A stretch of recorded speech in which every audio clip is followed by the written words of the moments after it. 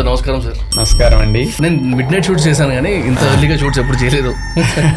నెలకు 2 సార్లు 3 సార్లు ఫ్రూట్స్ తింటే చూసేవాళ్ళు. నేను ఉప్పు నూనె మానేసి 34 years అవుతుంది. ట్రై చేశారు సార్ ఇప్పుడు ఫాస్ట్ ఫుడ్స్ కానీ ఏమైనా టచ్ చేశారా? ఒక్కసారి తాగాను. వ్యసనం అంటే ఇది సిగరెట్ వ్యసనము, ఆల్కహాల్ వ్యసనం అనుకుంటారు. లేటుగా పడుకోవటం ఒక వ్యసనం, లేటుగా లేవటం ఒక వ్యసనం, బయట ఆర్డర్ చేసి తినటం ఒక వ్యసనం. మీ ఇంట్లో ఉండే కుక్క పాలు త్రాగదు జ్వరం వచ్చినప్పుడు, ఇట్లా పిలిస్తే రోజు వస్తుంది కానీ అప్పుడు రాదు. కుక్కను చూసి నేర్చుకున్నా బాగుపడతాం కదా. బాగోలేదని చేతి పెట్టిందే అయినా నాకుతారాక.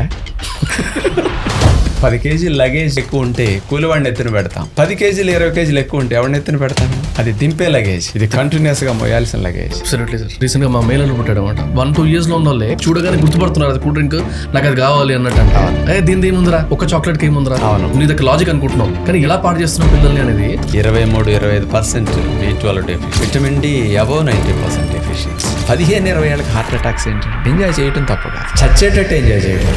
మగవారికి టెస్ట్ చేస్తే వీరి కణాలు చాలా మందికి ఉండట్లేదు. 100కి 20-30 మంది ఆడపిల్లలకి ఓవరీస్ లో నీటి పడగలు. కొద్దిసేపు మాట్లాడదాం సార్, అంటే ఏం చేస్తే ఇలాంటివి రాకుండా ఉంటాయి పిల్లలకి చిన్న.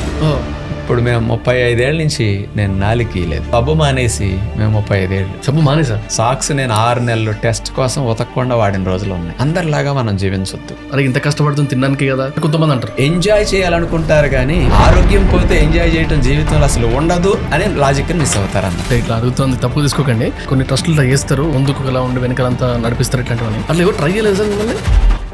ఈ రోజుకి పాన్ కార్డు లేదు, నేను బ్యాంక్ వెళ్ళి డబ్బులు డ్రా చేయలేదు. జాబ్ లో ఉన్నప్పుడు ఇవన్నీ అవసరం పడలేదు సార్. బయట తినడం మంచిది కదరా, ఇంట్లో తినడం మంచిది అనే స్టేట్మెంట్ ఎంతవరకు కరెక్ట్? విస్కీ తాగే కంటే కాస్త బీర్ మంచిది అన్నట్లు.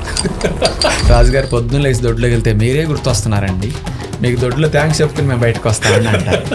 ఎక్స్ సీఎం రోషే గారు ఆ మాట అన్నారు.